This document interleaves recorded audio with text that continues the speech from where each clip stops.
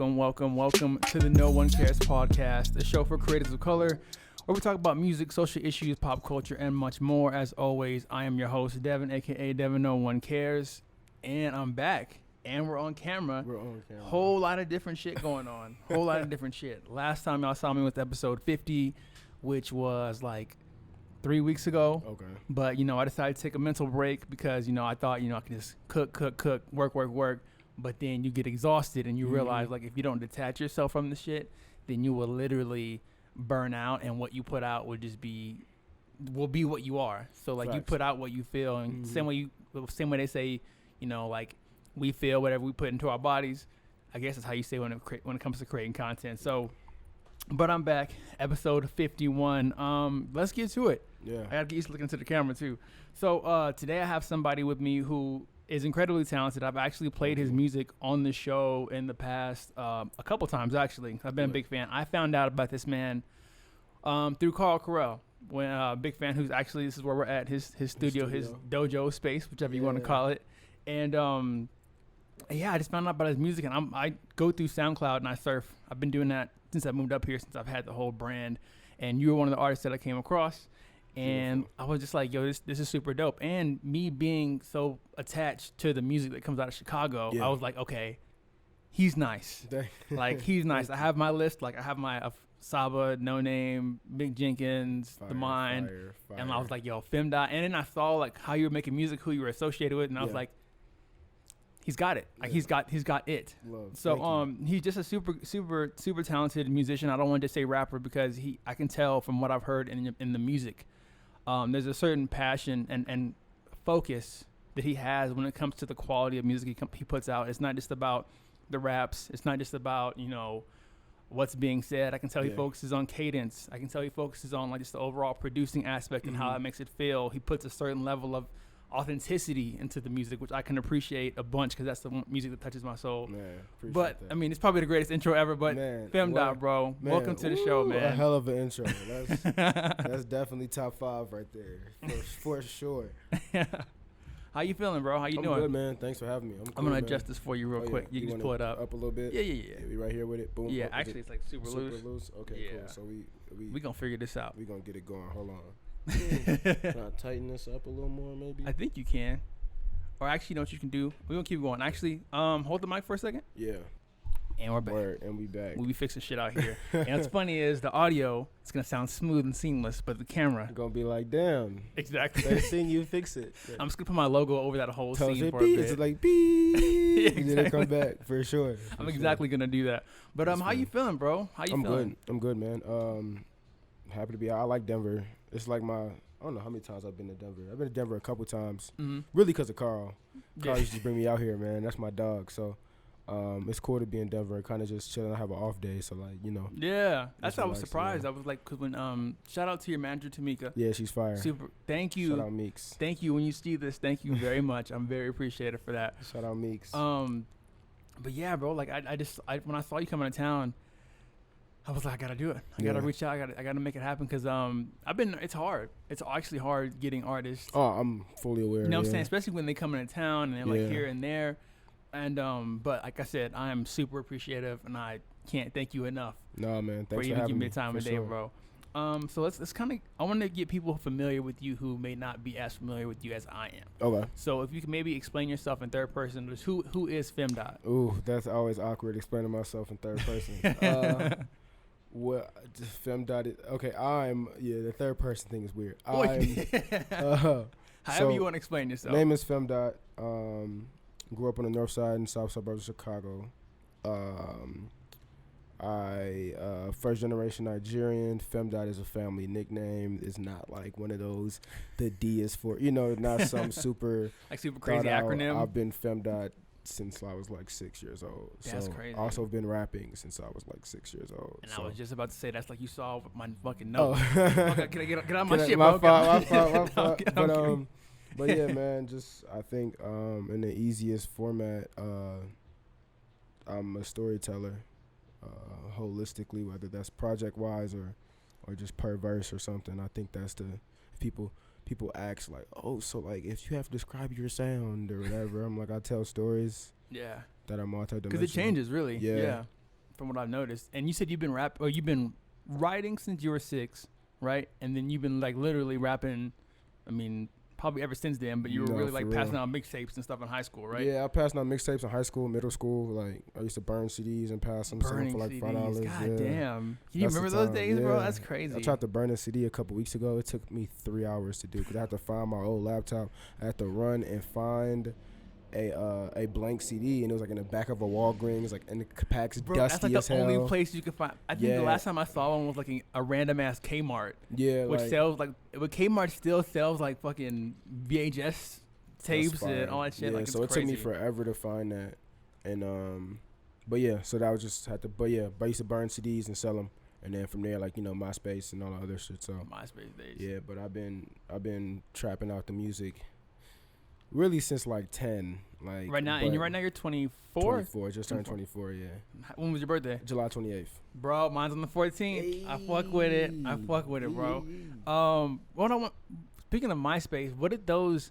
Because looking back at it, I guess we our generation grew up in that like booming of social media. Absolutely. And I remember how pivotal MySpace was to musicians. Huge. Like, I mean, granted, now we don't have that media player that we used to have, but I remember when it used to be just one song, and then it got popping, and then it was like a little playlist now. Yeah. Like, what did you feel like, kind of looking back to it, that like you kind of took things like the marketing aspect of how to market yourself and your music from MySpace? Do you think you kind of like, what do you think you kind of learned from that? I think I learned a lot on how like important the voice of the people in general is. Cause I found Drake through MySpace. In like 2007. Damn, that's crazy. I found like comeback season days. It's like grassy. I found Drake when he was still on television, and that's then crazy. I found Soulja Boy through MySpace. Come on in, my guy. You good? Yeah, you good. So I found Soulja Boy, Drake through MySpace. It was hard to not find Soulja Boy through MySpace. We had all the Lil Wayne joints on there, or whatever. But it's just like. So many times you wanted to be the one to play the new music on your page. Yeah. So like a lot of times, a lot of these artists got broke through, not through these blogs or through these labels or through whatever, but through somebody on MySpace who found their song on LimeWire or. And they had a bunch of followers or whatever it was called that time. A bunch of friends or you go on your top friends page and you find. So it's just kind of just like me up till tomorrow. You know what I mean? That like how important like because I'm really focused on this idea of like brick by brick, like doing everything one at a time. Like brick and mortar, really. You know what I mean? And I think that's a testament to that. Like every person is pretty important because that one person could be the person who, you know what I'm saying? Yeah. Who could put somebody like on. wildfire. Everybody wants to be the first person to put you on the new music, you know? 100% for that. I think one of the first artists, who's one of the first like artists that I love now that blew up from my K-Dot. Yeah. Back when he was K-Dot, I remember somehow I ended up on, I think it was, what's his name? Not Top Dog. Soundwave, I think. His name was Soundwave's page. Yeah, the producer. And he had skateboard nigga on there. And I was like, what is this shit? And I was a big fan of the game because I was real big in the West Coast and then Black Wall Street. And then that's when I found out about the whole clique. MySpace was so pivotal, bro. Funny enough, I found out about Kendrick Lamar through J-Rock. Word? Because I can see that. It was All My Life record. And Wayne, with him and Wayne, obviously everything. I had everything Wayne. I had a Carter 3 2 weeks before it came out. I had all of them. I had every drought. I had every day. I have every Wayne. Favorite mixtape? Everything. Dedication 3. Got it. I agree. There's so much good. Dedication 3. It's between that and No Ceilings. Obviously, like. But I'm taking Dedication 3 just because when I first heard it, I didn't know what the fuck to do. I was like, what? You know what I'm saying? He was like, what do I do with this? I was literally just sitting. I burnt it like 8 times just in case if one got scratched up. Just have backups on deck. Yeah, for sure. I took all my dad's CDs. He was upset. It was what it is. But I found him through J-Rock because it was All My Life, and I watched a video, and if you look, Kendrick's in like the video every like 20 seconds. Like, he's in the video. He's all through that video. So I'm like, who is this dark nigga? Who's this little nigga in the video? So I started looking up J-Rock and looking up like people next to him. I find Kendrick Lamar. Then I find the Kendrick Lamar EP, which I wasn't even that crazy about. Only song I liked was Vanity Slave. And then I heard Overly Dedicated, and I was like, what the fuck? Hard Part 2 is one of my favorite songs of all time. And I think for me, what made me a fan wasn't even the music itself. It was the fact that like he was a whole different rapper by the next project, bro. You know what I'm saying? So for me, it's like every time, I always know that he's gonna evolve, and that's what drew me to him. And now he's like my favorite artist. That's what makes the great artist. Like when I think about Kendrick, think about Hove, what I used to think about Ye. Like they all. That's what makes great music. When they're whole. Evolution. Even like for me, a big fan of mine or a big artist of mine is Childish Gambino. Yeah. And like when you look at his music, like because the internet is nothing like Camp. Camp is nothing like Awaken My Love. Like they're all so different. They're all super different. They're super different. So like fire. yeah. Do you think about that when you put out your projects and music? Like they have to be. Absolutely. I mean, so I'll have all my projects planned out. Like the projects I'm working on. Up to this point have been planned out since like 2012, maybe 2011. Well, not 2012, 2013. Sorry, that's still a long ass time ago. Like compared to so now. I have like sequence ideas, but I know I'm not able. I don't have the capacity to do like then my next two projects. Like I currently don't have the capacity to do them. You know what I'm saying? Like I don't have either just the resources or my writing ability. Okay. Like they're bigger than what I'm thinking right now. That's like, crazy. So I map them out in that way. So like I have, and like people always ask, oh, what does the next stuff sound like? Nothing. Like honestly, you're better off assuming the opposite. Like it's gonna sound like it's gonna be authentic to me, but sonically or like whatever, like you're better off assuming the opposite of whatever the last one was. Because I don't like doing the same thing twice. Yeah, I'm pretty because I feel like you're somebody who's. I mean, clearly you're like really creative, and as a creative, I feel like it's hard to satisfy ourselves. Absolutely. First and foremost, because like you could drop a project and be like, yo, this is it, this is the fire, and then the next year you can be like, I could have did this better, or I could have changed this up. Yeah, so it's like that totally makes sense because you're never gonna be the same. I was thinking, you said you've been passing out. I mean, you've been doing this music shit for a long time, quite some while, yeah. And for me, I think one thing that I think creatives always run into is the point of either something happens in our life or we hit a perspective or a mentality with the way life has us set up at a certain point that we think, do we really want to do this? Is this really what we're going to do? Are we going to quit? Did you ever have that point? And what was it that was like, okay, like, yo, I'm going full forward? Oh, hell yeah, at that point. So my freshman year of college. If you want, you can take that down if you want. That wire right there. My freshman year of college. So I went to Penn State my freshman year of college, right? I was studying immunology and infectious disease. Right? Say that one more time. Immunology and infectious disease. I wanted to be... Outside of rap, I've always wanted to be a scientist. I always very much enjoy science. That's crazy. Okay. Always loved science. Want to like cure malaria and like diabetes and like especially in like sickle cell, whatever. So that was my focus, right? Obviously while I'm still rapping. So I went to Penn State. It was cracking. Everything's cool or whatever. But I can't really rap there. It's a 3-hour college town outside of Pennsylvania. Outside of Philadelphia. So, I ended up transferring to DePaul University in Chicago to finish. I got a bio degree and I finished there. Congrats, because it was a year ago, right? Yeah, about a year ago. Thank you. So, but that point in time, it was just a lot of other shit going on, and I was really trying to figure out what the fuck I want to do in my life. Because it's like, if I stayed at Penn State, I probably wouldn't. I'd probably be just a rap nigga on campus. You know what I'm saying? Yeah, or like which is a like poet nigga on campus or some shit. And then we just been cool niggas, like, and me and my homies was all cool as hell. Everybody was just been, we just, they supported. We'd have been them niggas on campus, but like, I wouldn't have. It's no way I was gonna pop at Penn State. You know what I'm saying? So I'm like, all right, do I really want to be a scientist or do I really want to rap? Because like, I can stay here. The institution's great. Do what I got to do. You know what I'm saying? Probably work for the CDC in like 4 years or some shit. Right? Yeah. Or I can come home. Mind you, at this time, this is about 2014. So this is post acid rap. This is the start of, this is the post, I think, Comfort Zone just dropped. My homie Martin Scott was popping at that time. No Name was popping. Alex Wiley, Kimbe X. It was the bubble of like really Chicago, a lot of these people I know personally. Yeah. You know what I mean? Like, or I've been around in these same, we grew up all in these same open mic spaces or whatever. So I'm like, wow, it's really possible to make something shake at home. And here I am in Pennsylvania. So I was really figuring out, like, if I go home, because DePaul is the same, if not more expensive than Penn State. College is expensive. It's hell. Period. It's so I'm figuring out, like, okay, if I go home, like, I really got to do this music shit. Like, I mean, I'm doing school for me. Like, I'm not doing school for anybody else. Like, I'm in school because I want to be in school. Yeah. But now I have to sit and really figure out a plan to blend those two because, like, if I really want to do this music shit, I got to go home.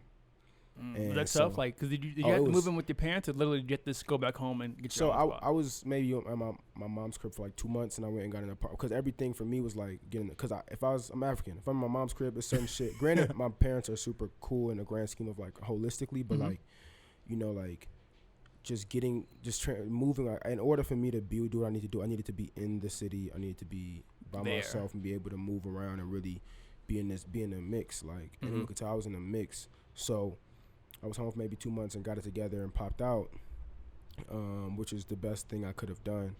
But for me, it was like, yeah, it was really a tough decision because it was like, damn, like, and I just made so many friends at this college, like, that I'm still friends with to today. I go to Philly all the time. They come to Chicago all the time. Like, probably gonna be best man in one of these niggas' weddings. You know what I'm saying? Like, we're all still really close. So it's like I just made a lot of these close bonds, and I gotta tell them I'm not coming back.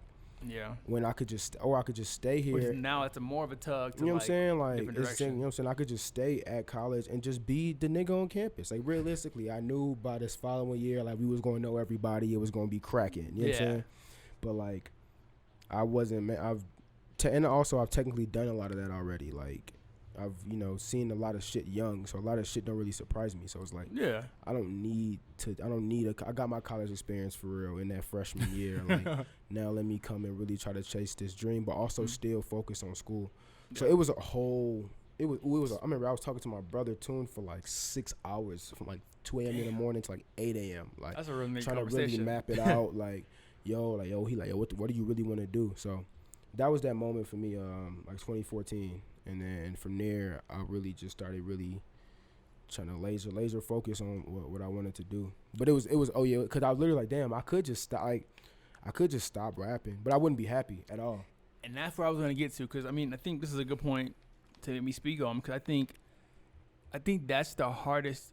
Anybody who goes to college and in life in general, but something about being in college, you hit that point and you're like, man, like, I'm spending all my time doing this, or I'm spending all my fucking money. Yeah, doing this. Yeah. Like, what do I want to do? And and what's even frustrating is, like, sometimes you see these people who figure it out in college, or they're already making networks and connections and doing these internships, and it's like, damn, why can't I be that? Yeah, but it's like, also, I think I didn't realize this until I was out of college. Like, sometimes that shit is just not meant for you. It's not meant for you. Like, if you force yourself in that skin or that lane, you won't, like you said, you won't be happy. No. And like, I mean, when I'm 27 now, and I'm like, yo, yes, I just figured out what I really, really, really want to do and where I want to go with this shit. And it's like, I can't say I appreciate everything that I was like fucking with to figure it out. Because like, there were times where I would just get super depressed. Or like, man, I was trying to start this shit over. Am I too late? Am I tweaking? Did I miss my move? Did I miss my moment?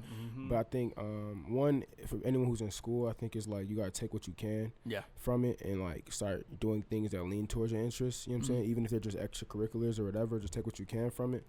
I think that's very important to just try to take. And even like, also just to get out the mindset that you're going to have everything fucking figured out.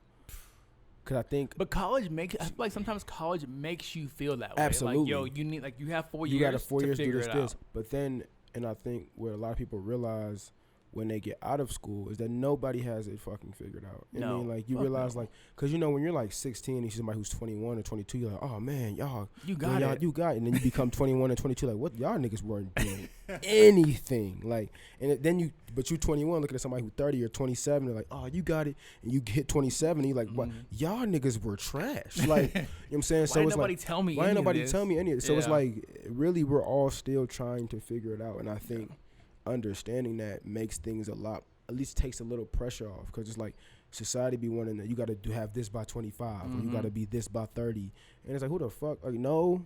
And that's what I was gonna say about you, like, because I mean, you growing up in a circle, I mean, the people that you just mentioned, you know, the No Names, Chance, Mix, Sabas, like, if you look at where they are now compared to where they were, you know, 3 or 4 years ago, you could say they've definitely you know, went somewhere. Like, and How do you when you see the people that you're around have that kind of trajectory, does it ever get it to you, or like, do you have that mindset of like, yo, that's them, I'm on my time, like, I'm on my projection, I'm doing what I need to do? Yeah, I feel like when I was younger, it would be like, damn, I'm not doing enough, right? But as I got older, it turned from that to it's possible. You know what I'm saying? So it went literally from like, because it was always a thing in which I'm very happy for people, like, yo, like, this shit crazy, like, this for the crib, like, this shit wow. Yeah. But also, you know, everybody has those moments where it's like, damn, like you start comparing yourself to people. Which is dangerous. Which is very dangerous. Comparison is very dangerous. It's the thief of joy. Yes. Big facts. But as I've gotten older, and really that was more or less when I first came back home and I was trying to do a lot. But as I've kind of settled in and kind of see my trajectory and how I do things, and even just like what I want out of my career, out of music, and out of myself, I realized like, yeah, like every win for them further solidifies that what I want to do is possible. Because some of the shit they doing, like, you know, Chance literally changing the fucking Grammys. You know what I'm saying? The whole landscape. Saba being able to tour the entire world without a deal. You know what I'm saying? Like No Name being so mysterious but like so poppin', you know what I'm saying? Like, you know what I'm saying? Seeing all these people, you know, be able to do all these things. Like even like someone like Smino, all the people, be able to do all these things. John Doe, The Mind, you know what I mean? Like he's a great guy too. That's my dog. Bro, he seems like the coolest man. I think I met him a couple of times at South by when Mick Jenkins came. Yeah. He just seems like such a fucking like. I love The Mind. He seems like the person that he looks like. I love The Mind, bro. That's my dog. I gotta text him or something. You need to text him and tell him to put out a damn project. I've been waiting. Yo, his new shit is so good. It's so good. Don't tell me that. Damn, man. It is so. It's so. Trust me. I don't know when it's coming, but whenever it's coming, it's gonna be well worth the wait because that shit is good. I'm gonna wait then. I'm gonna wait for fire. So, but yeah, just seeing like, you know, a lot of my homies doing shit is like, damn, like I can really do, especially because there's a lot of shit that I want to do that they won't be able to do, like that don't fit their narrative. But because they would do shit that I'm not able to do or that I've never seen done before, it lays the groundwork. Like even then, like my homie Dam, who's like with us on tour, he also DJs for Saba. He's part of Pivot Gang. Oh, and damn. And then even like Squeak from Pivot is gonna come out here to help me with some of my sets. So like but it's like also just be able to one have a community to go to, and two, like they've been on tour before. Yeah. So if wisdom and knowledge, you know what I mean, that I wouldn't have had I blew up when they did. Yeah. You know what I'm saying? Like if we all start popping at the same time, we all figuring this shit out together. But now that waves have come across, I now can ask for advice. Yeah. You know and they'll be open to it because y'all had that close-knit upbringing. You know what I'm saying? Crazy. So I think it's cool. I think it's cool that way. Like Pivot has helped me a lot in terms of just figuring stuff. And not even sometimes when I'm not asking, I'm just be around, just kicking it or whatever, but I'll pick up on things, you know what I mean? Yeah. Or whatever. So it's just stuff like that that's super cool. So that's what that's become. It's become like, okay, how can I learn? Or more or less like, wow, like I kind of want to do some wild shit. Like a lot of some shit I want to do, or some of like the ideas I have, or you know what I want to relate to don't really seem that possible. But they just did some shit that they didn't think was possible to come out from the West Side or whatever. It's so like a whole new like seed to plant for you to just grow. Exactly. So that's what it's become for real. I feel that 100%. I want to touch on this earlier because you went to DePaul. You said earlier. Now my thing is, a lot of people I noticed lately, and there's been a conversation about like college is a scam. Yeah. Like and I was thinking about it. I was watching one of your previous interviews with, this man, I forgot his name. It was about maybe 8 or 9 months ago. His like last interview of the year. Oh, Hot Rod. Yes. Yeah, yes, that's what it was. Shout out Hot Rod too. He's an amazing dude. He does amazing things for Chicago. And like breaks a lot of artists on the radio on one of our biggest radio stations. He's like he got like Lit Pits where he just breaks all of like a lot of new music, like people who may not, it's been most people's first time on the radio. So he does a lot of stuff for the community, man. And the culture of music needs that. Needs that for sure. Because that is like me hearing you explain to me what he does and who he is. Like I didn't have that shit back at home. Yeah. We don't have that shit back at home in the state. And we didn't have that growing up. You know what I mean? So it's like, and even then it's like, I know he goes through hella shit behind the scenes. Yeah, because you have to fight. We had to fight to keep him in it. Because people were like, yo, because that whole shit is money now. Like it's all about money and all kind of shit. So it's totally different. He's a real good dude, man. So shout out to him. But yeah. Yeah. I was saying, you got a degree in biology. Yeah. So my thing is, you know, that I feel like that's something that, you know, if you want to do that in a career wise, that you'd have to go to college for that. Like, you have to have a degree to show that's part of like a requirement. And I feel like some people, of course, go to school for, you know, something else that maybe it's more about experience than a degree.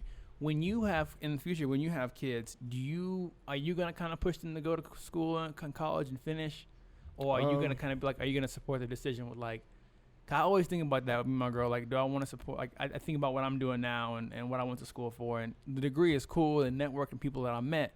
But I'm also like, damn, like, what if you don't even use that shit? Like, what if you go? What if you end up doing something totally different and like your degree doesn't even matter? Like, do you tell your kids to go to college or do you? So my thing is like, college for me was much more than just a degree. I got a lot of experience. I got a lot of networks.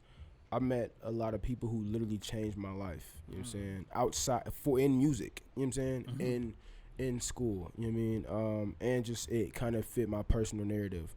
Now, would I love for my kids to go to college? Absolutely. However, also I know they're not gonna pay for it. You know what I'm saying? Like, I'm gonna be in a situation in which that they won't be in debt, so they can go there and just explore rather than have to have the stress of worrying about how you're gonna pay for this. You feel me? So that in mind, that makes it a little easier. However, I feel like my focus is definitely gonna be on whatever the fuck they're interested in, GP. And if that doesn't require college, then you know what I'm saying, then it is what it is. However, I would love for them to go to college, and I'm putting myself in a situation in which that they wouldn't have to worry about anything but school. I agree. You know? I feel the same way. Like, I want if they don't even if they don't want to finish, or like they find themselves not finishing, I at least want them to go, because I feel like there's it's something to experience. Also, like, you know what I mean, like, getting away and just being in the mix of other kids, like, it's a lot, because outside of just like what you learn in class or whatever, you also just learn how people are from different places, like life skills and his life, and different places and different tax brackets, because y'all all in the same fucking school. You know what I mean? Everybody's not there. Everyone there ain't paid. You know what I'm saying? Everyone there ain't broke. So you kind of get to learn how to interact with different types of people, and just, you know, it's a lot of growth that happens when you on your own and everybody's 18 and 19 and. You know, a lot of people ain't never been out free by themselves. People been out way too much. So, like, you know, all this other shit. So I think college helps to really, like, it can't. And when you reflect back on it, when you're in the mix, you kind of figuring yourself out. When you reflect back on it, you kind of can see who you really were this whole time. So 100%. I was just thinking about that shit the other day with the homies. Like, because it used to be like, once you get out of college at first, depending on your experience, you're like, damn, man, like, that was the shit, like, just, you know, kind of carefree, and now I gotta be a fucking real ass adult. And now it's time to adults. Yeah, bro.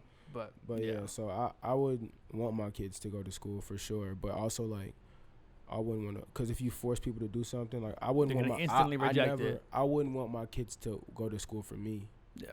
Like, because I want them to. Yeah. No, I wouldn't want my kids to do anything because I want them to. I would want them to do it because they have interest in doing it. I 100% agree. Would I educate them on that and push that to them? Absolutely. But am I gonna, like, force them? Hell no. Yeah, I feel the same way. One more question, because I want to get to some of your music. This whole episode is just gonna feature Femdot music, bro.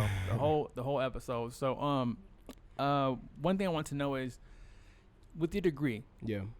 You know, I think you're a pretty rare case of somebody who has, like, a degree that, you know, put them in a multi-billion-dollar industry. Yeah.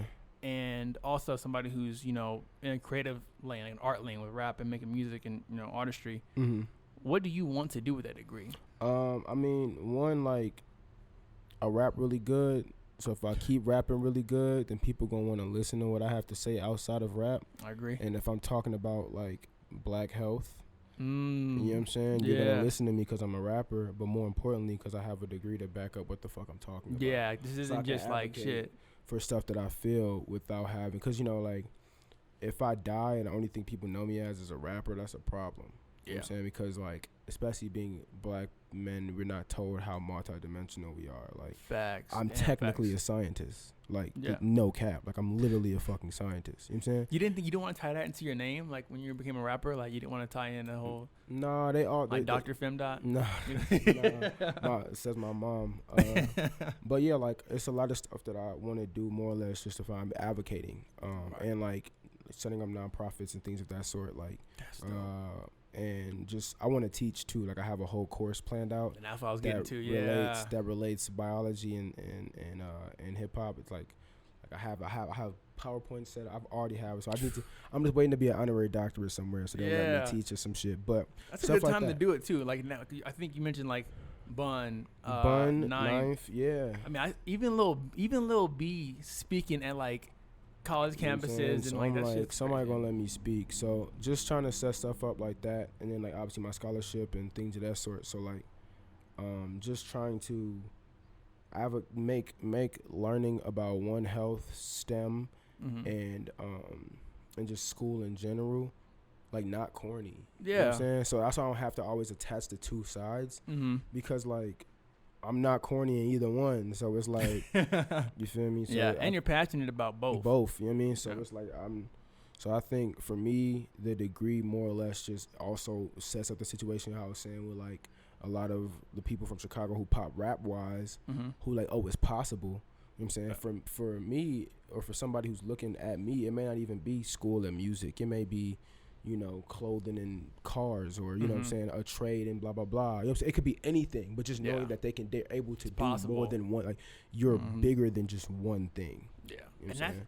And that's why I fucked with it, because I was thinking myself the whole time, like, you're not, and we're going to get into this, I promise we're going to get into this music, but, like, you're not, like, that's the thing I think is that I appreciate this generation of rap, hip-hop, whatever you want to call it, because I think we're starting to see more artists realize the full potential of what happens when, I don't want to say when, like, this rap shit is over, but just, like, it's not just rap. Like, I think a lot of our artists growing up, you know, like the Nas, Tupac, you know, for life, even though his life was, well, no, even Tupac, like, he was an actor. He started to dabble into acting. And I see, like, you know, some of my favorite, I see Kid Cudi. Yeah. I see, of course, you know, I said Childish. I see even Kanye. And you see these artists going into fashion, film. I mean, even like Bun B going into business. Nas going into the tech industry. Like, it's super cool to start seeing artists sprout, like newer artists, up-and-coming artists who have seen the mold of, like, yo, I don't have to just be this. I can actually be this and still have this big old effect on people and do this other thing. And the wildest part is that's going to come back and tell music. Like, look at somebody like Nipsey.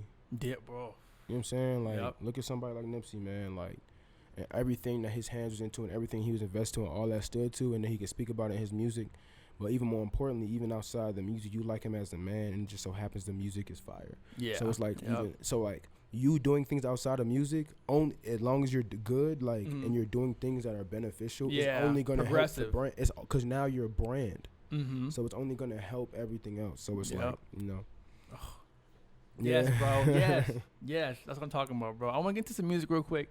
We're going to get into two tracks, actually. I think these are the two maybe most recently released tracks. Yeah. I'm seeing Shy's Interlude 2. Yeah, Shy's Interlude 2. Produced by Charles. Help me with that last name. Charles Lost. That's him right there. Charles Lost. And like, y'all can't see him, but he's right there. He in there cooking up.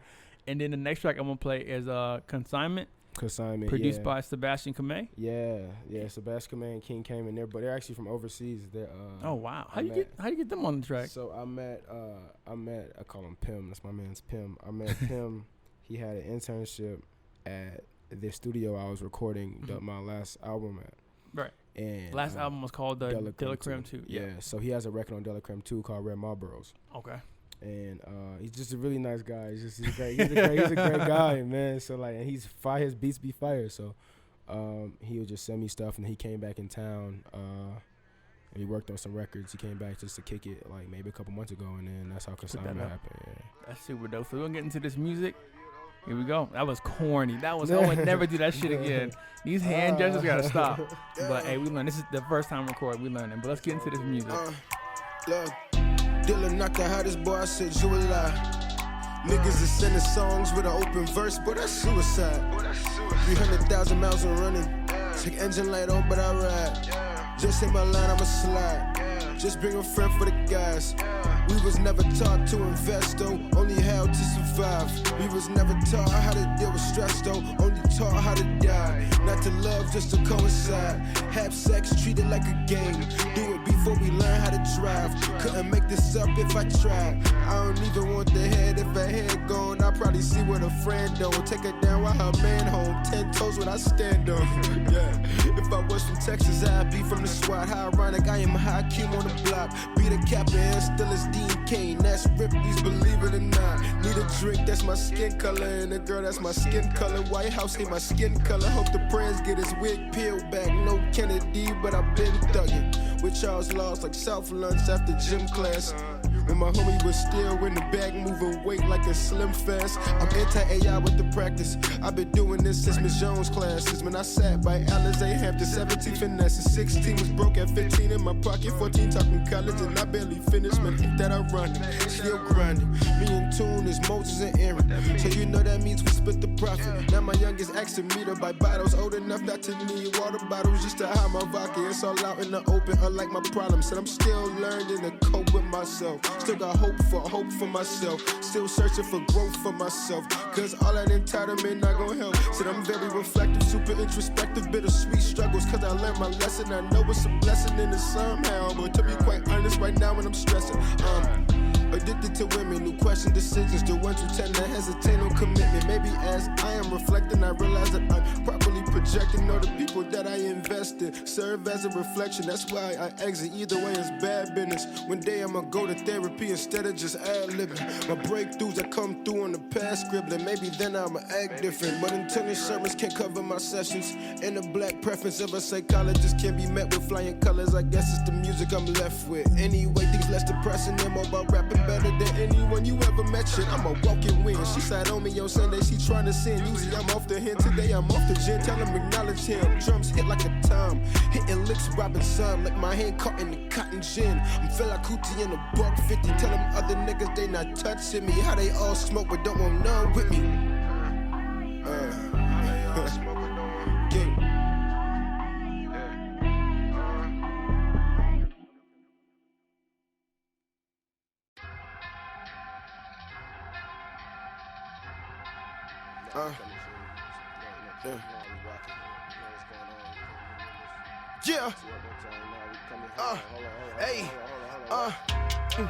I woke up this morning and now I'm feeling like a win.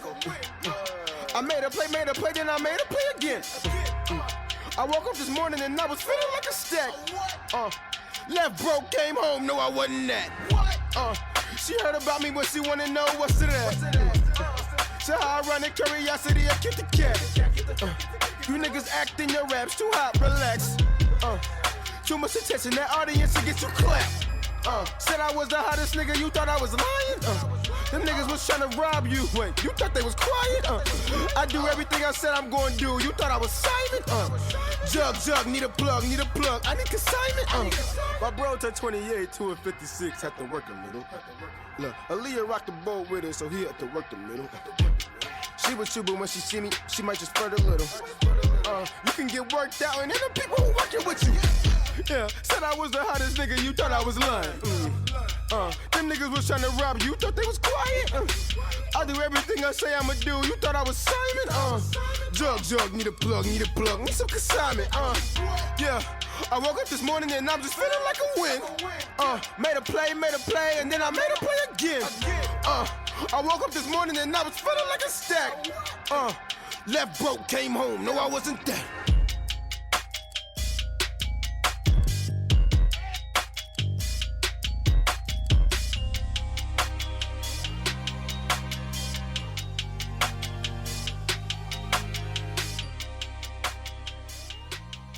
That was Femdot, and that was Shy's Interlude, was the first track. Shy's Interlude 2, produced by, help me with that last name again. Charles Lost. And then the track after that was Consignment, produced by Sebastian Kime and King Cayman. Yep. I hate botching people's name. I've been doing it for years, so I'm like, yo, if he's here to help, let me just take this help.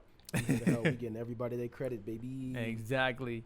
So I want to know some more, man. Because eventually we're actually going to get to some music talk. Because I heard you, I know you fuck with hip-hop and hip-hop historian. I heard that name dropped earlier. Yeah, so I was like, okay. I do what I can around here. So I want to know, some of your biggest influences, and we've talked about some of them earlier. I know you said Lil Wayne. Yeah. Hove. Love Wayne. Love Hove. I mean, Cool Kids, who you opened up for, I believe, as well, which is wild. nuts. Yeah. Super crazy. And Lil Brother, too. Yeah. Like, I'm going to talk about Lil Brother in a second, but what do you feel like you kind of picked up from them, and when it comes to crafting your music and just the things that you do, from like doing, like having those influences, what do you think you brought into your music from them? I mean, with Cool Kids, they were just very authentic in who they were, and I think that's something that you can like. Oh, I could be me. You know what I'm saying? I could be me. And a lot of all the artists you name have that quality of them. They're all very authentic.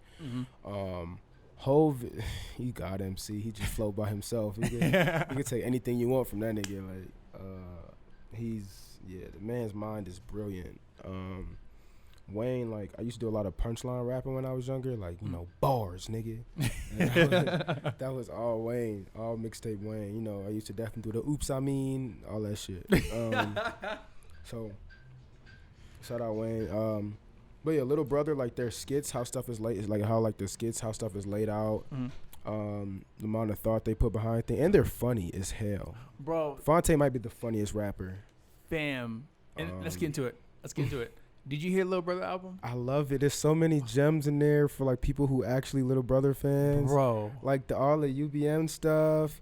And like he's like, you know, Joe Scudder, Life After Blackface. Bro, I was weak. Bam. I listened to that whole shit front to back and was just Blackness. I literally can't stop playing it. Like it's so the good. perfect length. It's the perfect like mixture between those interludes and those little skits and like the actual music. And the whole time, bro, the entire fucking time. Bars. Yeah, Big Pooh was rapping too. Big Pooh, that's some good Big Pooh part. And then for me, it's like this. I love hearing Little Brother rap about like not going to the. It's just so unnecessary. Type shit for no reason. I love hearing about Little Brother and like and Big and Fonte telling you like, "Fo, don't go to the club, just go home, bro." Bro, that's what I love about them the most. Is they're so like, you can't name or find any other artist or artist who are saying what they're saying. I love this is them, like man. This is like parental talk. This is like uncle talk, auntie talk. Like they definitely real just sound like uncles, bro. But like the uncles that you want to talk to, like uncles you ask for advice. Yeah, man. then you go to you like, yo, let me holler at you. My dad not gonna tell me, so let me ask you. Yeah, because like, you gonna tell me the real. Yeah, nah, I love when I first heard the album, because even Fonte's album, No News is Bad News. I mean, No News is Good News. Oh my god, that album is it's so funny, bro. Like we talk about, I know you mentioned it earlier, talking about like Black Health, and that was the first time I think personally, in a long time, if ever, that I've heard somebody speak on Black Health like that. Like the way he's talking about how his dad passed, and like he at the funeral they were serving the same shit. Yeah. Nah, Fonte's good, man. Fonte's good. They're so crazy, bro. I think when they were doing that whole talk about top 50 list and all that shit, I was thinking to myself, this album dropped.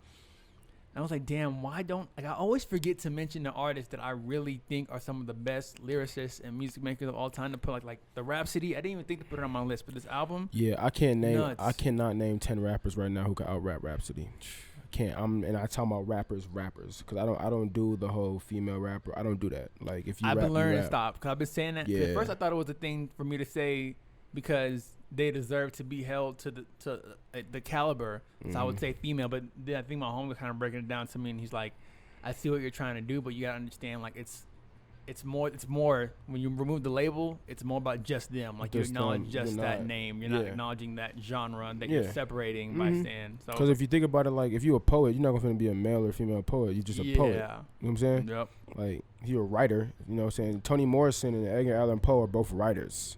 Yeah, there's You know like what I'm a saying? female writer and a male Exactly. writer. Yeah. So it's like, no, they both. But I can't name 10. I cannot give you 10 rappers who can out rap Rhapsody. If you put them on one, I can't. I sincerely. What about can't. JID?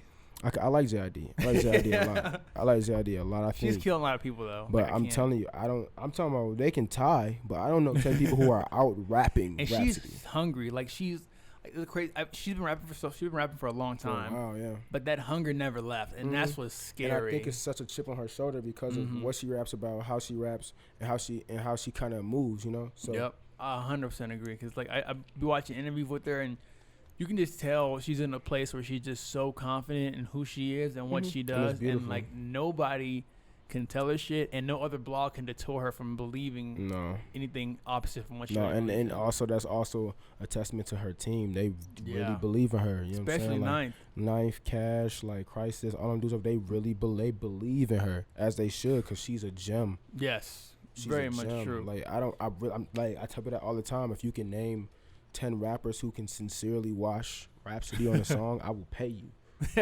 You feel me? Like, but you really can't though. Can't. Like you really can't. I want to ask. I was thinking about Little Brother earlier, and I was thinking about duos. Like the greatest duo, I think of like Little Brother, of course, Outkast. Of course. I think of Audio Push as well. Audio Push is good. That's a good one that people don't bring up mostly. Exactly. Yeah. And I'm thinking, who are some of your greatest duos you'd say in hip hop? Obviously Outkast, Little Brother, obviously them two. I mean, technically they're a trio, but only 2 of them rap. You know, like Tribe. Yeah, Tribe. Yeah, that's true. But technically they're a trio, but only 2 of them rap. So if you're talking about just pure rapping, Tribe got to be in there. Am I missing any duos? I'm trying to think. I know I'm missing a duo. Ray Shrimmer don't count because they don't really rap. Yeah, I mean, still they are. But they make great hits. They write good. Good. I'm trying to think what other duos that I personally like. I'm like, wow, this is an amazing. I mean, when Ye and Hove is a dude. That's true. The Throne. They go hard. I'm putting Drake and Wayne as like a rap group up against. You know what? I'm gonna do this, and you can be honest. Because we grew up on Lil Wayne, and we all know Lil Wayne was the best rapper alive. Yeah, for a long time. For like at least 3-4 years, there was like, it was more or less the question. Like, it was not the question on whether or not he's the hottest. It was like, is he the greatest rapper on the planet at this time? Yeah. And 90% of people said yes. Yeah. Yeah, he was. Nobody's had a run like that. Not Hov, No. not DMX, not nobody. Do you think Drake's getting that? No. Or he's getting that as like more of a superstar, not as a rapper like Lil Wayne was? I think Drake is one of the most influential artists of all time. Yeah. I think he will go down holistically in that Beyonce, in that Like that superstar realm, because yeah. anything he touches, you know what I'm saying, he's literally he has a whole fucking country on his back. Like, he's literally like and the records and the runs that he's been able to do are insane. And a lot of people talk a lot about, like, you know, microwave hits or whatever, sustainability or whatever, but he has records that will last the test of time. Yeah, they now, already do. Yeah. Shit. Now, obviously, the whole rapper thing gets kind of, you know, deterred because they get an asterisk by it because of all this Meek Mill shit or whatever. Yeah. But also, Drake decided he was going to be a pop star the day he made "Find Your Love" the lead single of his first album. You know what I'm saying? Yep. He decided that Same day thing that with Best You Ever Had. Really. he decided that day that he was not going to be put in the box of being a rapper. Yeah. Remember, he said he would never make a full rap album. Damn, he did say that. And now I think about it, and you think about where he comes from, not where he comes from, like Toronto, but his earlier career being an actor. His earlier career, he was damn near, he wanted to be Fonte, who's the blueprint for the rap singing nigga.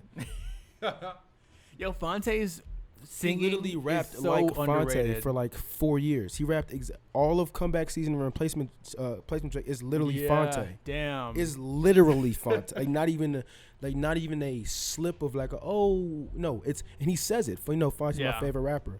Yeah. Literally Fonte. Little Brother's influenced so many people, and I feel like they don't. I think they should get their flowers. But I definitely don't think they get enough respect as they should. No, they don't. They don't at all. They don't at all. Yeah. Not even a little bit. But, you know, maybe one day. We hope. And I mean, sometimes it's not about getting it. You see that spider hanging from right there? Yeah, Pete. Yeah, Pete already. Yeah. It's just doing this thing. Don't worry. I'll probably eat a bug or something. Yeah, you try. Yeah, keep going. You're good. I want to ask this question. Mm-hmm. I listened to your last project. What was it called again? Delacreme 2. Delacreme 2. First off, that intro. Thank you. It took a lot. It took a lot out of me. I heard that shit and I was like, he knew what the fuck he was doing when he made it, because that just sounds like, I won't say next level, but it's that, like, that same feeling that Meek Mill's intros give me. Yeah. That same feeling that, like, I love Meek's intros. Oh man, he's so good at making intros, man. He's super good. And when I heard that shit, I was like, fam, this shit is crazy. Thank you. Like, and I just think about your music in general, and I think you do very well because you're a good rapper. Thank you. You got the lyricism down. I think you also just have, like I said, the appreciation for music and understanding certain things. It's not about like, hey, let me go in a booth, knock this verse down, and then, hey, put it together. Sorry, side note, we forgot Run DMC. Wow. Oh my God, but they are a trio. No, they're a duo. They're a duo. I mean, Jam Master, R.I.P. Jam Master J, but like, yeah. So it's gonna keep turning this whole time. I'm cool with it, bro. I could talk hip hop so motherfucking forever. Type shit. 100%. But with the way you make music, I'm thinking to myself, what I appreciate the most for a lot of my artists, especially as I kind of get older, is the honesty and authenticity. Like, I think about a lot of my favorite rappers that I listen to now: Crit, Cole, Mick. Mm-hmm. I mean, so many fucking artists. Even Chance to this day. Yeah. You know, like, even with his honesty. And I appreciate that because I think that's, depending on where you're looking for music or where you get music from, that can be lost. Yeah. So it's like, and I feel like with you, there's a certain, like you have this certain level of authenticity in your music. You also just know when you want to just get in your bag and just go. Yeah. And my thing is, how do you find that balance of, you know, monitoring the authenticity that you put into a track and where it's like you're not extremely vulnerable and like just telling your story all the time, but like just finding that balance of, you know, what is the perfect mixture for each track when it comes to making it? I think I don't know, like a lot of times I feel like I am just vulnerable in every fucking song, even the songs when I'm just barring shit up, because there are always at least one or two lines or something in there that's like whatever. But yeah, I mean, I think I just focus on, as I got older, the older I get, the more vulnerable I get in my music. Yeah. Because it's just like, I'm getting more comfortable personally to talk about things. And two, like, I just need to get shit off my chest. So, yeah. It's like therapy to you, really. Oh, Same absolutely. shit with this podcast. Yeah. Absolutely. So I think for me, it's like, because I think in projects, typically, this is the first time in my life, because I've always been in school. So it's like the first time in my life I would be able to just create. You know what I'm saying? I've always had to create on a schedule. So now I've always thought about, okay, how this fits. This fits in this like aspect, or this is the message I want to get across in this type of song, and I'll make a bunch of songs that fit in that window, and I'll build my project out because of that. But now, like, I'm really just creating. Like, it's so really how vulnerable I'm gonna be or how whatever is based on how the beat sound or how or what I'm going, because I write a lot of times without music. And I just add them to beats when they come. Are you a phone person or you're a hand down? I'm a phone person, but I do still use pen and pad from time to time. But when you out moving around a lot of stuff happens in your phone. Down and yeah. So but yeah, so like it depends on when I'm writing, because I have thousands of verses. I always have verses ready. Yeah. Always. Ready for the Hot 97? I've been ready always. You know what I mean? So it's like I always have verses ready. But because if I'm in the studio, sometimes I can just scroll through verses till I find one that fits. Because I did all that writing at 3-4 a.m. in the morning or some shit. You know what I mean? So for me, it's just whatever I'm feeling at the time is what I'm going to write about, or whatever the beat makes me feel is what I'm going to write about. And you're steadily writing too, though. So always. Really, got to sharpen the pen, yeah. So crazy. I'm writing all the time. And sometimes I write, like even like the intro on this new project we're working on, 94 Camry Music. 94 Camry music. Yeah. I'm already fucked with the title, bro. Yeah, it's my first car. You know what I'm saying? So even this project that we're working on, I wrote the outro to a metronome. I just knew the BPM that I wanted. I wrote the outro to the metronome, and then I sent it over to Charles Loss, and he built the beat out, and then we started building it out from there. And I told him kind of what I wanted it to sound like or feel like. So like my process is starting to vary more, because I'm also starting to get more into production, like just like putting my hands around, moving things, like. And that's why he said like Loss, the intro to my last project, one of my favorite bodies of work, because that's one of the first things I really help arrange. Yeah, you know what I'm saying? Damn. Like I'm like, no, I want it to sound like this. I want the keys to be like this, like. Because my engineer really... Were you nervous about having that kind of, like, trying to give yourself that, not creative control, but I mean, really creative input of, like, yo, okay, I want to kind of come in here and I want to... I didn't know I was doing it. So because of the people I hang around, like, just, like, my personal friends or whatever, like, my engineer, like, he sings, engineers, produces, arranges, plays guitar, you know what I'm saying? Like, all the people I'm around. Yeah. So I don't even notice a lot of times that I'm, like... Cause I'll go in a session with somebody doing a feature, so I'm like, oh, no, actually do that guitar like this, change this, add this, but I don't know. But that's just how I talk with my friends. Yeah. So even building out this project and working with more people and bringing more people in and stuff like that, you good. It literally was just like, I'm listening back and now listening to the song. I'm like, damn, like we helped arrange all of this. But in my head, I'm not thinking that, oh, I got so much control. I'm just thinking like, I got these resources. And I know what to do with them. Let me do this. Really. Let me do this. Put this here. Put this there. And I couldn't do that a couple years ago when I thought of the idea. You know what I'm saying? Yeah. So now I'm in that point. So it's like a lot of times I wouldn't even know I'm doing it. Like I wouldn't even know I'm really like I was like, man, I gotta give myself production points. Like wait a minute. Let me put my name right here. You know what I'm saying? Because I wouldn't think to, because like. You just doing what you just doing. You know what I'm saying? I'm just like, yeah, but like no, like play the cello, because I also don't know theory. I can't tell you theory. You know what I'm saying? Do you feel like that's necessary in music? I think it helps.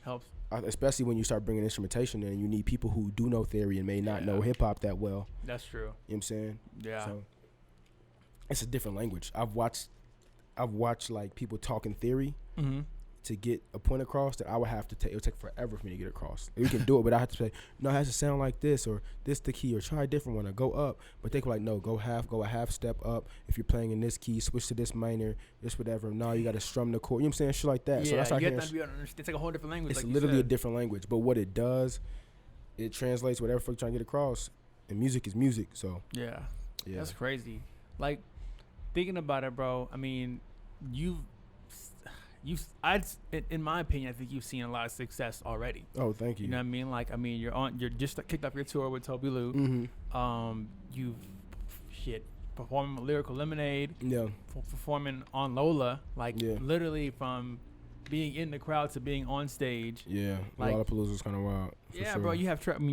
I mean, you probably have tracks with a bunch of people, but then you have tracks with Taylor Bennett, Pivot Gang, Kels, who I fuck with real heavy. Yeah, real heavy. That's a you gotta dig. That's one you might have to dig a little bit for, but that verse is hard. What's funny is like I found out. I mean, because I can't remember when I found out about. I think I found out about Kels through like 2 Dope Boy days. Yeah, 2080s. Yes, him, yes, bro. When he had the Easy Baby, yeah. He had a cover. The cover was like very reminiscent or like similar. I don't know who came out first, but to the Weeknd's first covers when they were like this the cover and the color scheme thing. Yeah, like the Kids with Raps joints. And all that stuff. His shit's super hard. But like, just thinking about what you've done to this point, like, how do you feel? How do you feel about this point in your career?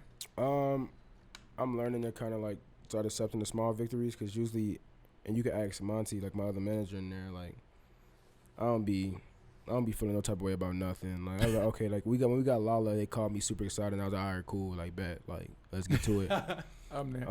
So it's like just kind of at this point I'm appreciating a lot of small victories anymore. Mm-hmm. A lot more, and also just understanding that like I'm in a weird place where I feel like something could happen and is going to happen. I don't know what it is, but like I'm in this spot where like I'm on a cusp. I feel like I'm on a cusp of something a lot larger than what's going on right now. But I just don't know what the fuck that is. Yeah. Like in a good, like in a in a great way. Okay. Like I think like I was like, damn, we just like we talk off mic. Do we take your No. Sure. I mean, I'm just saying like I'm in like I feel like it's so much happening. You, right? Yeah, it's just so much. I feel like it's energy in a point like you know, whatever that leap is or that jump is, like I don't think I'm that far away from it, but I just don't know when the fuck it's coming. But do you feel like you're ready? Mm-hmm. At least mentally as ready as I'm gonna. I mean, you're never gonna be ready. No. So I feel like I'm gonna be as ready as I'm gonna be. Because the second you're comfortable with something, you have to like check yourself. Absolutely. It's like you gotta be uncomfortable with everything. Damn, so bro. that's kind of where I'm at right now. I'm like, okay, prepare yourself, because everything can change at any moment. Like, Facts. Because I've watched it. You know what I'm saying? Yeah. And I've watched my peers when they were at the point that I'm at versus where they are now. That wisdom that you were saying, that knowledge that you have that you wouldn't have had if you just popped off then. Exactly. Damn, bro. Well, I'll get to some more music. And I'm probably going to... Will I need help with these? No, I would not. Yeah, I'm going to need help with these. Okay. So I'll read the names. So we're going to get into 2 more tracks. We're going to get into Coming Up. Okay. Featuring Rocky Fresh. Yeah. Produced by Renzel.Wave. Yeah, Renzel. Oh, I got it right. Yeah, he's fire. He produces a lot of like the Mind stuff, and okay. He was formerly known as L Boogie, part of them people. Oh, okay. So he does a lot of the Mind stuff. What? All of like a lot of mixed stuff, a lot Damn. of does stuff with John Doe, all that other stuff.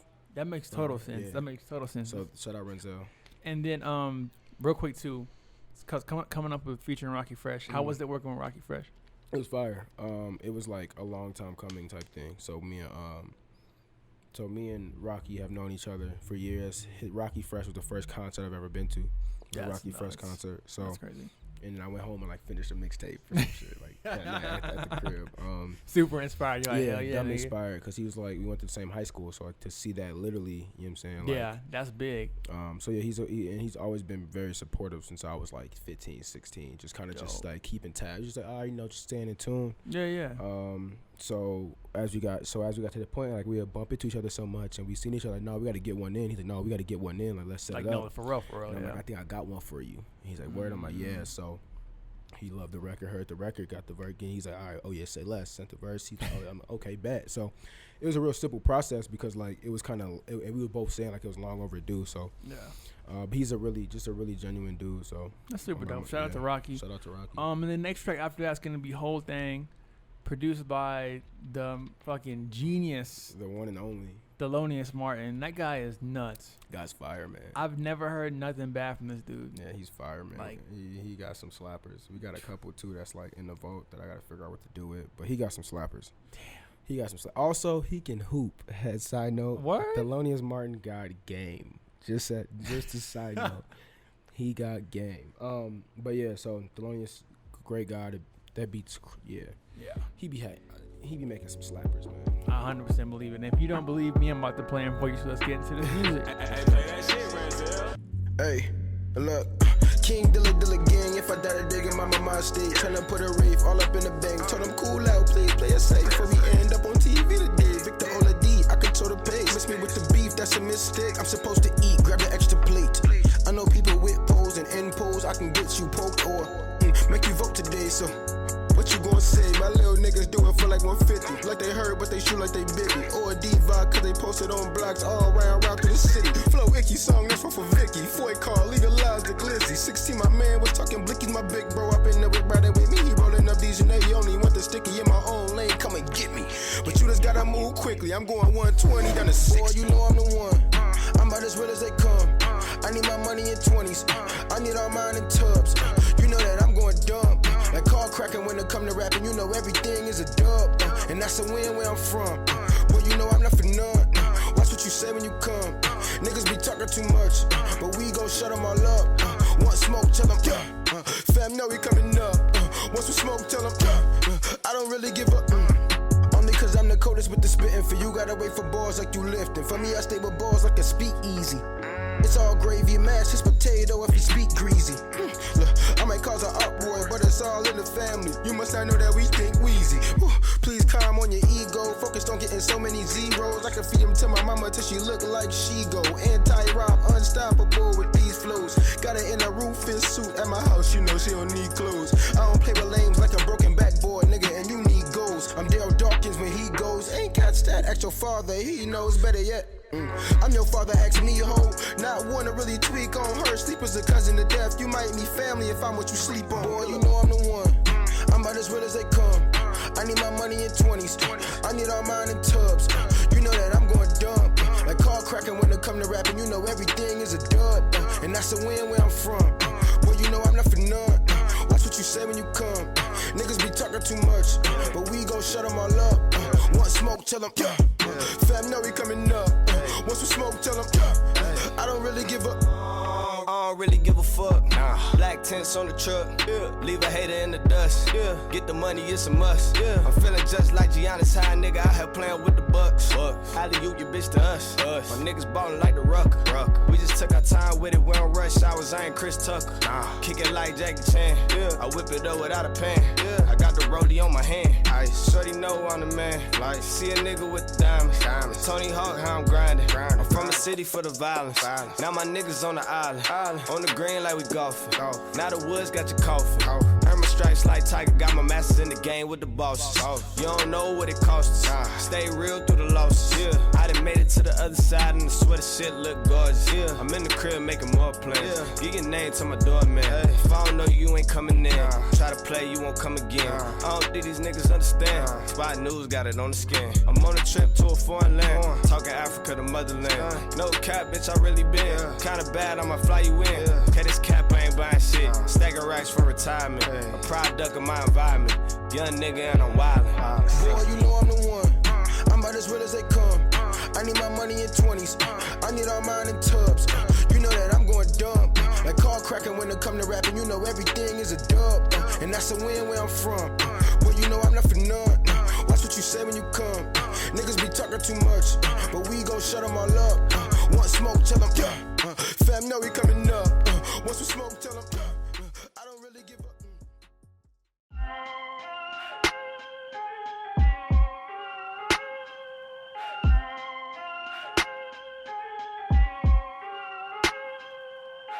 We ate right side of coolest and good kids turning shooters. Retired drinks being hoopers and hitting shorties in back of vans. Took a pants off, gave me Van Draws. You think I was Luther? I know dudes moving weight like Tim Allen for home improvement. Told me focus on movement. Nigga, what am I doing?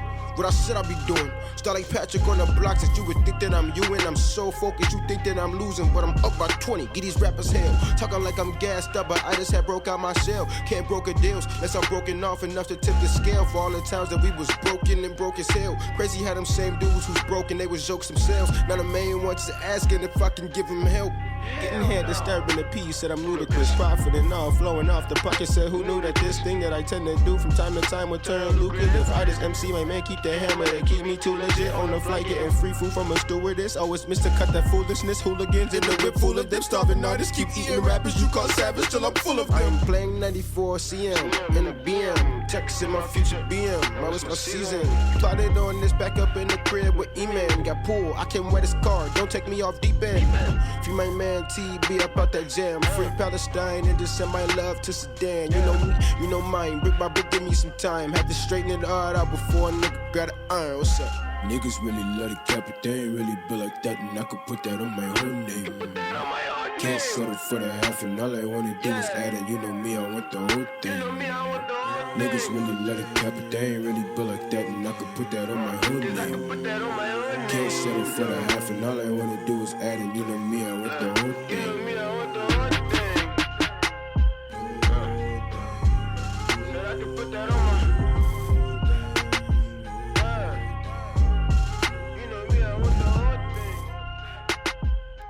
I told y'all over dope, and I like Thelonious, and you and Thelonious have vault tracks, like tracks that are just tucked away. Yeah, I got like maybe a couple more with him that I'm just sitting on, cause I record so much music at this point. I got one I'm sitting on for a while. I'm gonna sit on that for a while. It's when it's time for that, I'm gonna let it ride. But how did y'all meet? Like, how did that? Just from being around, you know what I mean? Everybody know each other, like everybody know the same people. So that's really all it is, being around, and we just link up. Like, that's crazy. That's cool. So, that's crazy. Yeah. I want to ask this, Scott. Earlier we talked about you opening up for the Cool Kids. Yeah. And you know, being on tour with ToBi LoU. And you know, I'm thinking about who's also from Chicago. Shout out ToBi LoU. I was gonna ask that. I couldn't tell because like with Toby, he's so. He's different. Different? Yeah. He's Like, different. You don't know where he's from. Yeah, he's like from Chicago. He's from the crib. Yeah, he went to my high school, too. He's from the crib. He that's went crazy. to high school. Yeah, great guy. Do y'all have tracks in the tuck? I'm sure we will soon. Soon. Nice. Yeah, you just kicked out the tour, so yeah, that definitely so we got gotta some happen. time. And I'm just thinking to myself, and you know as good as I know, big hip-hop fans, when Yeah. you're big hip-hop fans like us, you actually have a great appreciation for the openers. Absolutely. Like, you look forward to seeing these people because literally the people that you see open on one tour could be headlining a tour the next fucking year. He was just opening for Super Duper Cow. Yes, he was. He definitely did. And now he's doing his own tour. And it's like, what do you think? Do you think the position of like opening for people is underrated by like people who go to shows these days? Because I've seen people just straight up disrespect, like, yo, I want the main act. And I'm like, yo, like, shut the fuck up. Like, you don't know. You don't know what you're missing. Like, you don't know who this is. I feel like it goes both ways. I feel like you definitely don't know what you're missing because it's a reason that person on the open act, whether somebody finessed their way on there or like the artist personally selected them, or it's a reason why they're on there. One, and you may catch something, you know what I'm saying? Because if they're on there, that doesn't mean just because you don't know them, that means they don't already have a fan base. Like, it'd been different if it was like the 90s when like no one knows the opener. Yeah. But it may be one person in the crowd or something, but like that person may have 50,000 followers, you know what I'm saying? But like, you never may have met that person because of so many musicians. So one, and two, more importantly, is like when it comes to artists though, as an opener, you have a song and a half. If you cannot hook people's attention in a song and a half, they're not there for you. Yeah, and their time span is like, their attention span is just, because the first song may be for your core fans. You know what I'm saying? Like because maybe you do have fans in that city, and so like if I don't rock with it, I'm gonna give you, because as a fan, if I heard the first song and I rock with it, I'm gonna give you a chance. Yeah, exactly. To the second, but if the first half of the second song ain't slapping, I'm tuned out. Yeah, I'm gonna get a drink. We'll be back. Right, I'm gonna slide back. So you got it. So as an artist, you got a song and a half to capture people who, if they don't know, you got a song and a half. Yeah, I mean, but as a fan, like, you know what I'm saying, people, you should be open. But the reality is, it's not going to be the case. 100%. What was the last opener you saw that like eventually became like an artist that you kind of like check for? Last opener I saw, I be seeing a lot of shows at the crib. So like, Yeah, crib back in Chicago, right? yeah. I be seeing a lot of shows back at the crib. Y'all probably have a bunch of people coming out of Chicago. Either that's like a hub when people come to the tours. At this point, yeah. I'm trying to think. Who's the last person I seen that opened up for somebody who I was like, I mean, a lot of times just people like from Chicago who like I may have not seen them perform before. Yeah. Like Rick Wilson is from Chicago right now. He has one of the best live shows I've seen. Rick Wilson? Yeah, because it's like soulful like rap music, but I don't mean like soulful like Kanye soul. I mean like soul like James Brown soul. Like he does a Soul Train line. Damn. He does a whole Soul Train line in his sets. Like What? he gets into crowd and does a Soul Train line. He takes niggas with trumpets with him. Like it's a whole thing. That's crazy. Yeah, so shout out Rick Wilson. But I think somebody who like I've seen early who ended up like popping. Yeah. I don't know. I haven't to think about. I don't really go to too many big shows. A lot of shows I go are very small scheme type things. Yeah. Mm-hmm. So, but yeah, there's a lot of Chicago artists who I've seen for the first time at home who then will end up being bigger or yeah, I'm trying to think like who else was like I've seen open. One artist one artist I remember saying that, and I'll never forget it. Absol was on his like These Days tour. Yeah. Back when I lived at home in Austin, and he had Earth Gang open for him. Word, that's dope. And I had this is like back in the day. This is like their like Shallow Graves for toys or something like that. Yeah. Like one of the first projects, and me and the homie were there. That's fine. And I was like, who the fuck are these people? Because they had this like, I mean, people always compare them to Outkast. Yeah. But literally, when they were like on performing, all I could think of was like, they're from ATL and they're rapping like this, and they have this like weird aura of them, and like I'm just listening to them, and they performed a couple of tracks, and I was like, yo, like damn, I hope. And then like I saw that the energy that their music demanded from the crowd, like that their music demanded from them, and I was like, holy shit. And then to think about it now they're signed with Dreamville, dropped a super dope project. Yeah, like doing their thing. That's what I'm saying. You just never know. Like, you never know who Baby, you're gonna see. Baby Rhodes. Baby Rhodes or Rose? Baby Rose. He just opened for Ari Lennox. Yo, her voice is that's an opener I seen. My homie We Tim. want to talk about this because her voice is my homie Tim unique. Maxey pretty much helps with like her production. He plays keys or he also did some stuff on Earth Gang's joint. Okay. But he pretty much like helped producing her album. Which is help crazy, executive by the produce way. her album, which is crazy, Yes. absolutely crazy. To myself, it's hard. Like, but nigga, we was at the Ari Lennox show. What was this? When she was in Chicago, maybe in November or something like that. Oh yeah, her tour, right? Yeah, bro. And niggas heard Baby Rose. I got to meet her. She's super nice too. Yeah. And niggas heard Baby Rose. I get that. And it's funny because my homie Tim was telling me about her. Yeah. Different when you hear it though. Yeah, like, you know what I'm saying? Like, okay, cool. You working with another. Because he also worked with Summer Walker right before that. So he's just on a roll right now. Yeah, basically. But, you know what I mean? But, like, so he tell me, every artist tell him, oh, yeah, it's probably fire or whatever. Mm-hmm. But then I seen, like, to just see that so powerful, that voice come out. And then even then from now to see her have her album going, like, she's like in Europe with Snow. She's in Europe with Snow Allegra right now, whose album is amazing. Crazy. Snow Allegra's album and that's a perfect, like, when I talk about openers for a reason, like, that's what we're talking about. The perfect talk opener. about getting in your feelings. I bet you everybody on that tour is gonna know who, like, is gonna go and look up Baby Rose. Absolutely. Man, I could see it. Because her voice is crazy. I remember, I never forget it. Because like, I heard it. I mean, I heard it through the Dreamville project first. Yeah. And was like, which is fire that's an opportunity for that to be a thing. That's a whole big thing, bro. And because to me, and hopefully people don't take this crazy, her voice reminded me of the feeling that I got when I first heard Amy Winehouse. Because Amy Winehouse's voice is so distinct. When you hear it, you're like, that's her. That's Amy. And then when I heard her voice, I was like, who is this? Yo, who is this? Because like you could never hear that voice anywhere else and be like, oh, this is so and so. Like, no, this is Baby Rose. Her voice is super signature, and like that album is, even though it's heavy on the feels, it's so heavy on the feels, but it's super dope. But it's so fire. She's super. You know what other R&B art? Well, I don't know if I could call it R&B. Well, I guess R&B artist who I just started getting to, Mariah the Scientist. She's from Atlanta. She like was working with Tory Lanez. I guess Tory Lanez helped like executive produce her album or whatever. And she got this song called Beetlejuice that's really fire. My homie put me on. My homie Jordan put me on. And Why does that sound so familiar? And yeah, she's dope. I think she's signed to RCA right now. She's fire. I feel like she did like a Sway freestyle one day, or Sway had this like segment where he had people on. I think she was one of them. Possible, but Mariah the Scientist is dope. Her name is cool. Xavier Omar, bro, who just signed RCA. Super happy for him. So proud of him. You said Mariah the Scientist, right? Yeah. Writing these down. So Xavier Omar, I met Xavier Omar when he was Spazzy Rocket. Where'd you meet him at? We did a show together, opening for Omen. In Chicago? In Chicago. Because I think he's really from San Antonio, I think, too. Yes. Which is like my San neck of the Antonio woods. and then like Florida, something like that, yeah. But also very nice. Just very nice guy. A lot of nice people.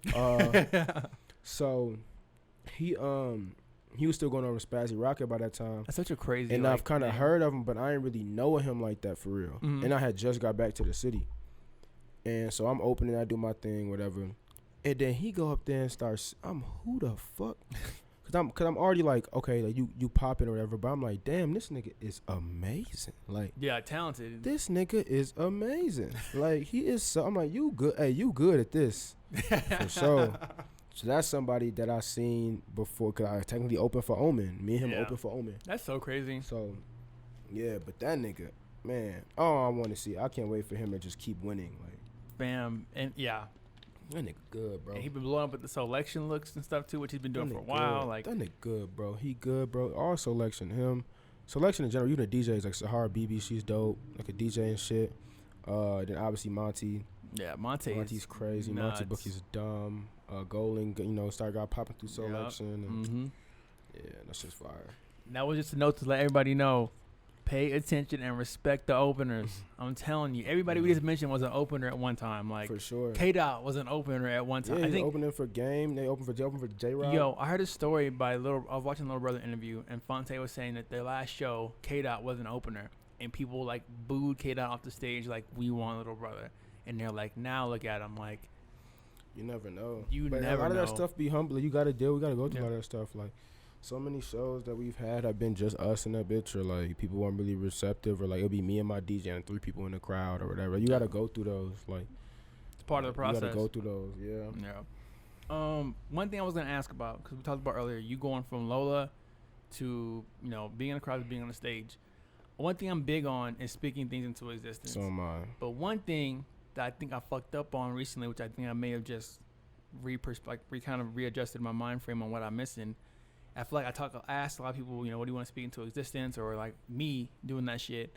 But I feel like I was missing something. I think what I was missing on speaking things into existence was the faith that what I'm speaking into existence is actually going to happen, instead of just like relying on the words. What do you think is the key to speaking things into existence? Execution.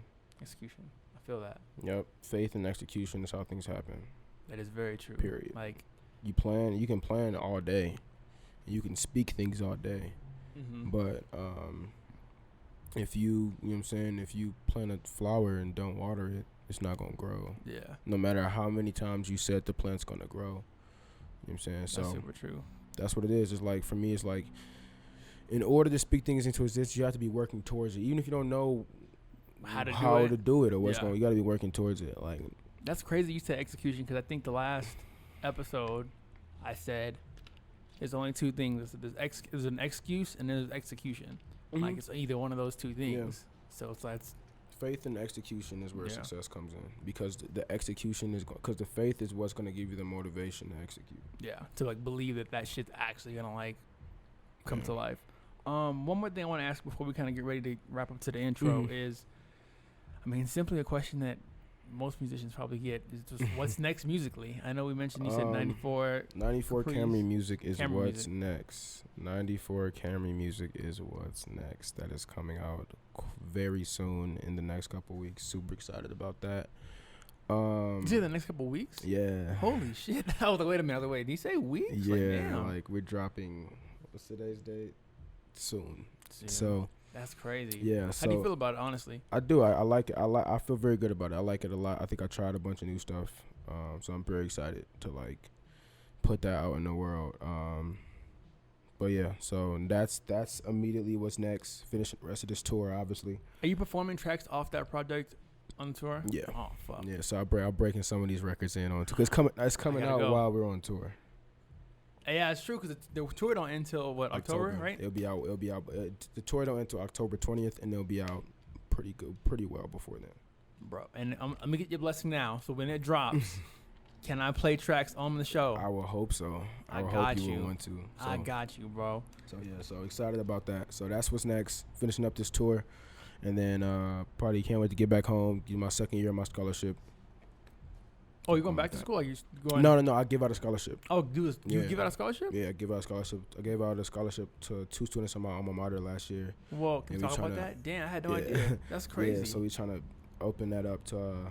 I'm trying to do a bunch of more students this year. I'm trying to add more. That's crazy. Yeah, that is super nice. So I'm excited to get home because I got to give it out in the middle of the year because that's when, as a college student, that's when your financial aid runs out. Yeah. You got holes in your account, stuff like that. When you start looking, you're like, oh shit. Right. Wait a You know minute. what I'm saying? Oh, you got to pay rent. You know what I'm saying? So yep. you need books. So so I have Delacreme scholars. I give out a scholarship.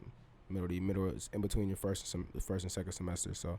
That's crazy. Yeah. So I'm excited to get home. I love that shit. I love it. Like I love when I meet people who care about putting that hand back. Like, yo, I know I'm here. I know I want to be over there, but let me help you. Yeah, I'll probably pay off somebody's loans before I pay off mine.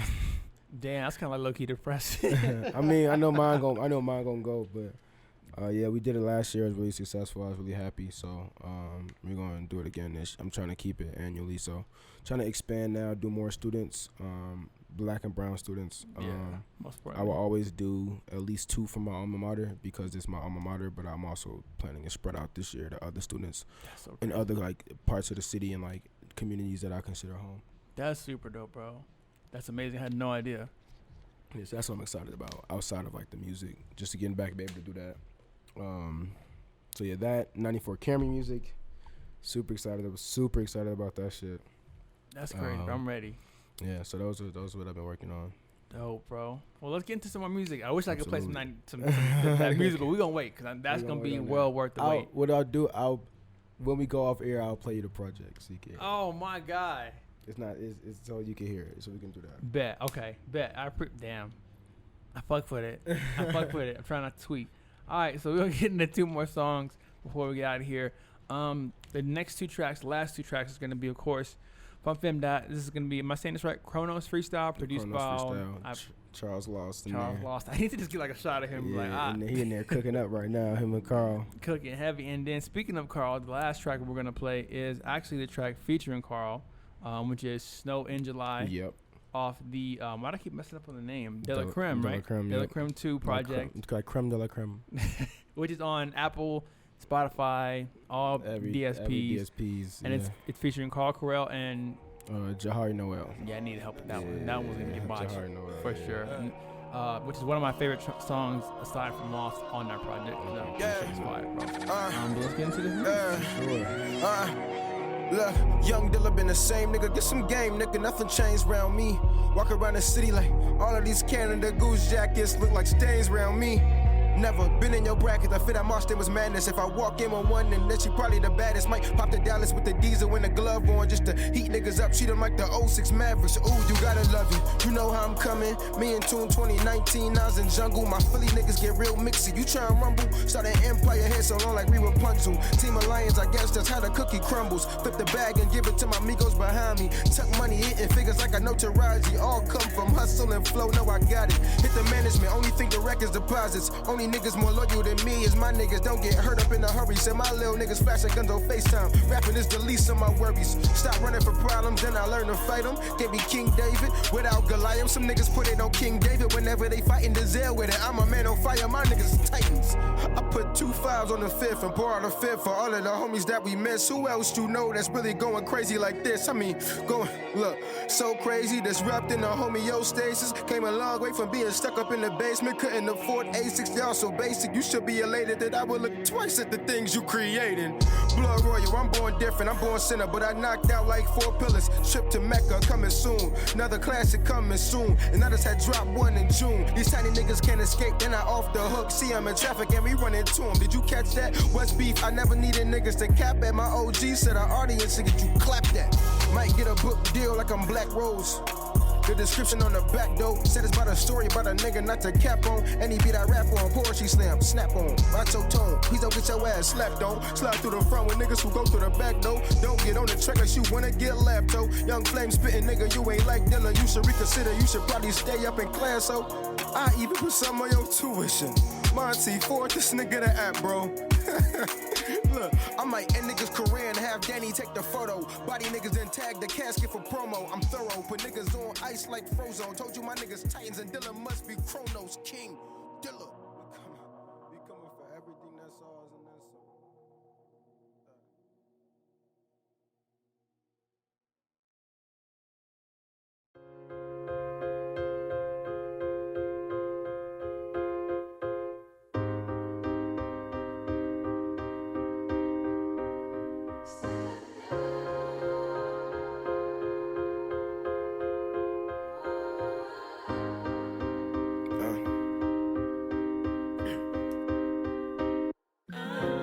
And I know this is hella random, but back when no one was calling me handsome and all the girls like my friends and I was rapping a lot, but I wasn't really getting no real attention and I was still feeling low. Too dark to be cute, but still dark enough for the jokes. Used to jump niggas for no reason at all, but karma would catch up with me though. We was still getting rised and I'm talking to and from the show. Always home alone, thinking I was too grown. If I knew now, see what I know.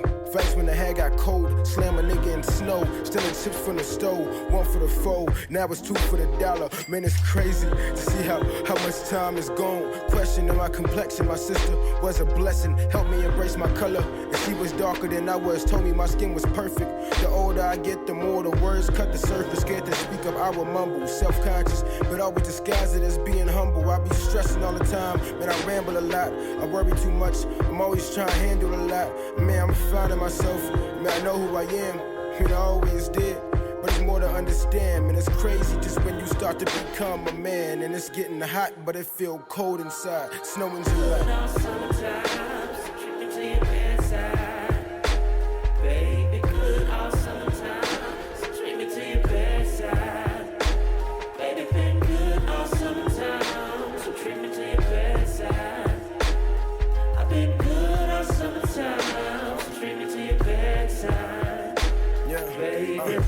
Up late, I was trying to be the GOAT. So I don't got no time to count sheep. Stomach empty on the full mattress, so all I ate was sleep. How ironic, man, I kept my eyes up so I can dream. Missing meals for a meal ticket. Spent my rent on 4 songs and damn near got a deal with them. Missing women I had feelings for, I gotta deal with them. One in particular, went to visit and feel different. I'm up late now, stay on schedule, I'm trying to focus. Trying to change my situation by the solstice. Shorter days, shorter tempers, longer thoughts with emotion. I used to love the summer, but this one feel like the coldest. I know the sun gon' shine soon and I spring up in a minute. She might fall through cause I'm popping, I might fold, well I admit it. Cause you know fake love still got some love in it. Snow in July.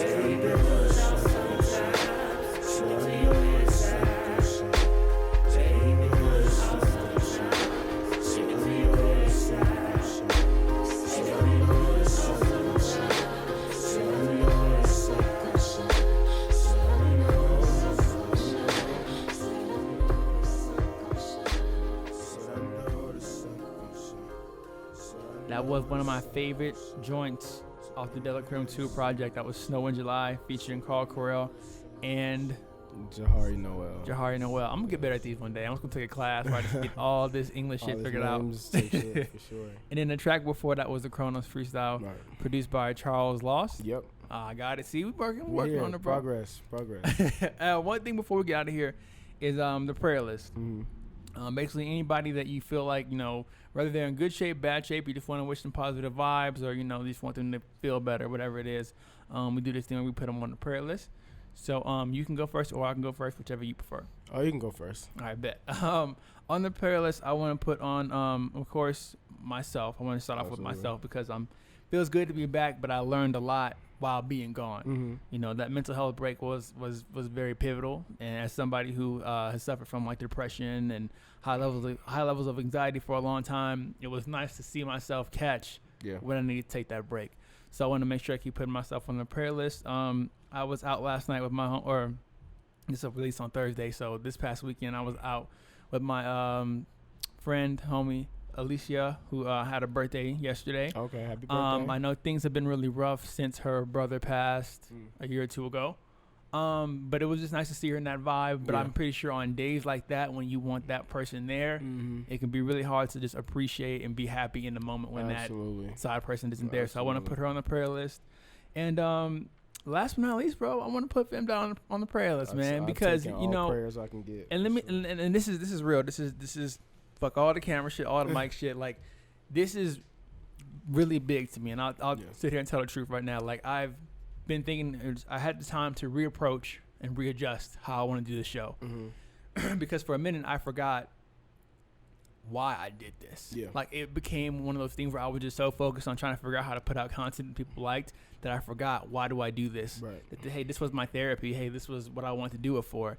And now I've remembered that, and now I kind of have it all figured out for the first time. And, you know, one thing I always wanted to do is artists that I actually want on my show when they come into town, reach out. Yeah. And sometimes it's hard. It's not about just reaching into the DMs. It's not about, you know, I just recently asked, I think I asked Coda when he came to town if I can get him on the show. He was busy. Pink Sweats, who was coming to town, and that's not gonna work. And I was thinking to myself, it's cool to actually get replies back, and send emails and meet these people, and get these no's is one thing, but like when you get that one yes that you've been working for, it's like, damn, like that's, like you said, things are possible. No, for sure. You just have to hear some no's and you have to just try. And so like when I saw that you were coming to town, I was like, okay, like, let's give this shit a shot. Yeah. And then when I was getting ready to, I saw Carl. I was like, my homie's coming, and I was like, Carl, like, oh shit, let me see if I can just, you know, reach out, and then it all worked. So like, to be sitting here with you, bro, and to meet you and to see that you are this genuine person that you are in your music, and just, I can't not root for you. No, man. Like, I can't not root to see your success, and just to see everything you've been doing, bro, is just fire. And just know from this point on, every chance I get to put somebody onto your music, please. That's what I'm here for, bro. Please do. So 100%. I need everything I can get for sure. So I 100% got you. I appreciate that. Of course. Thank you. Real quick, do you ever do any South bys? Our last South by I did was 2017. Okay. But who knows? Maybe this year I might be back. If you do, let me know, and I'm pulling up for sure. And I'm bringing the homies with me, like from back home. Say less. So we definitely doing that 100%. No, you good. So that's my prayer. What's on your prayer list? My family of back. Of course. My mother, my father, my siblings, like my nephews, like, you know what I'm saying? My cousin just had a birthday on the 13th. Happy birthday. Yeah, Friday the 13th. So happy birthday to my cousin. So she's on my prayer list.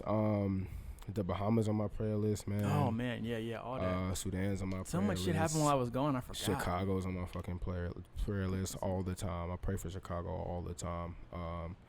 Just a lot of my homies, man, like all of my friends. There's a lot of stuff that they're figuring out, and there's a lot of growth that they're occurring, and even just to continue to see them win. So I'm praying for everyone to see them win. So,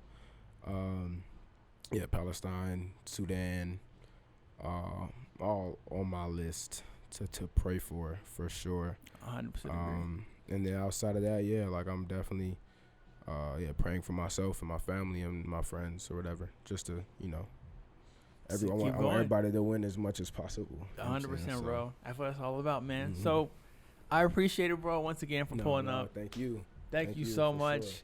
This is the first time I ever recorded this shit. Yes, so I hope y'all enjoyed it and fucked with it. But other than that, bro, I appreciate it again, and we out. We out. We good. Adios. I gotta stop saying adios in these fucking shows, man. Why do I do that? Like, I'm not Mexican. I'm none of that.